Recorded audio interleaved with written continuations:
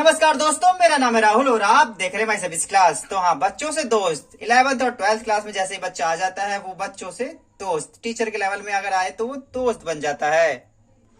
तो नमस्कार दोस्तों, मेरा नाम है राहुल और आप देख रहे हैं माय सर्विस क्लास। तो प्यारे बच्चों, कुछ बच्चों कमेंट्स था कि 11वीं के लिए कुछ तो सर पोस्ट कर दो, कुछ तो पोस्ट कर दो। कुछ पुराने वीडियो में उनके कमेंट्स आ रहे थे तो मैं चलो ठीक है, इतने प्यारे से आप कमेंट कर रहे हैं तो कुछ तो कराई देते हैं। तो मुझे जो सबसे इंपॉर्टेंट लगा, मेरे ख्याल से हो सकता है कि आप लोग कार्टून पर उतना ध्यान नहीं दे रहे होंगे, लेकिन अब की बार कार्टून इससे पहले भी आते थे और इस साल में भी कार्टून आएंगे। आपके सामने कार्टून होगा, उसमें कुछ प्रश्न दिए जाएंगे, उससे कुछ चीजें पूछेंगे। ठीक है, प्रदर्शित कार्टून को ध्यानपूर्वक देखिए एवं निम्नलिखित प्रश्नों को उत्तर दीजिए। ठीक है, इस प्रकार से आपके कार्टून पूछेंगे। जैसे जब मैं आपको सिलेबस बताया था मैंने उस टाइम में भी कार्टून दिखाए थे आपके। ठीक, ये आपके चैप्टर फर्स्ट का कार्टून है।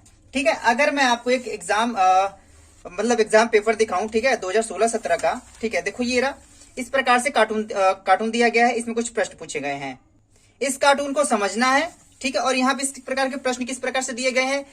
संसद एक हकीम है और यहाँ मंत्रीगण बड़े दिनहीन लग रहे हैं। विभिन्न मंत्रालयों को धन आवंटित करने की संसद की शक्ति का यह परिणाम है। ये चीज ये इसने बताई है और हमें पूछा क्या है, पूछा ये कार्टून का अध्ययन कीजिए और इसका अर्थ समझाएं। ठीक है, इस कार्टून को आपको ध्यान से पढ़ना, इसका अर्थ समझाना है।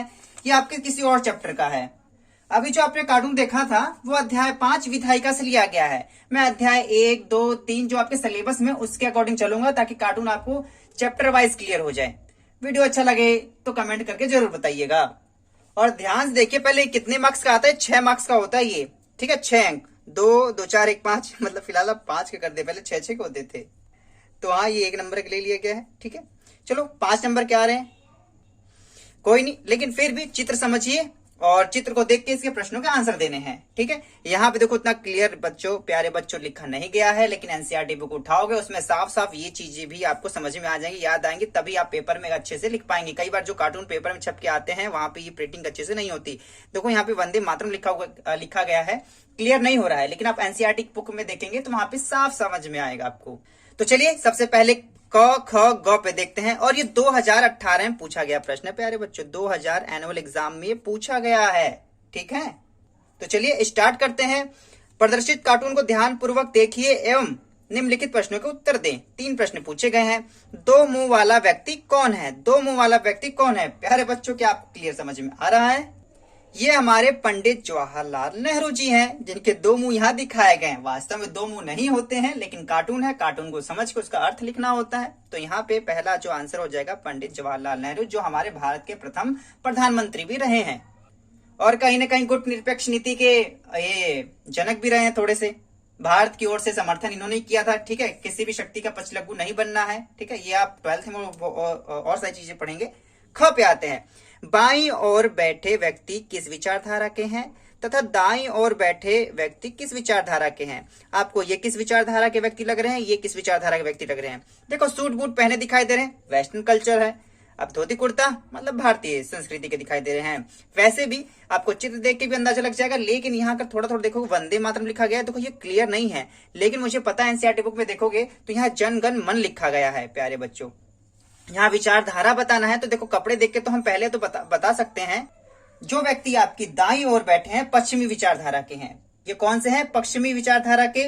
और जो बाईं ओर बैठे हैं आपके, वो आपके भारतीय संस्कृति समर्थक हैं। ठीक है, ये वाले भारतीय संस्कृति समर्थक हैं। ख हो गया, ख ग पे चलते हैं। दोनों विचारधाराओं को संतुलित करने के लिए क्या निर्णय लिया गया? अब जो नेहरू जी हैं, प्रधानमंत्री हैं बेचारे, और दोनों को बैलेंस करके चलना है, तो किसका समर्थन करे, किसके विपक्ष में जाए, दोनों को बैलेंस किस प्रकार से कर रहे हैं? तो वही चीज कह रहे हैं, जो अच्छे से मैं कह रहा था, यहाँ वंदे मातरम लिखा गया है, जनगण मन लिखा गया है। तो इसका अर्थ है दोनों विचारधाराओं को संतुलित करने के लिए जनगण मन को राष्ट्रीय गान, जनगण मन को राष्ट्रीय गान और वंदे मातरम को राष्ट्रीय गीत बनाया गया। तो प्यारे बच्चों, आपको पता होगा राष्ट्रीय गान अलग होता है, राष्ट्रीय गीत अलग। तो राष्ट्रीय गान जनगण मन और राष्ट्रीय गीत वंदे मातरम। राष्ट्रीय गान लिखा है आपका रविंद्रनाथ टैगोर, और वंदे मातरम अगर आपको पता है तो कमेंट करके जरूर बताइएगा वंदे मातरम किन्होंने लिखा है। तो अध्याय 1 संविधान क्यों और कैसे का ये कार्टून आपको समझ में आया होगा। उम्मीद करता हूं आप कमेंट जरूर करेंगे। जल्दी मिलेंगे अगले वीडियो में, तब तक ले जय हिंद, जय भारत।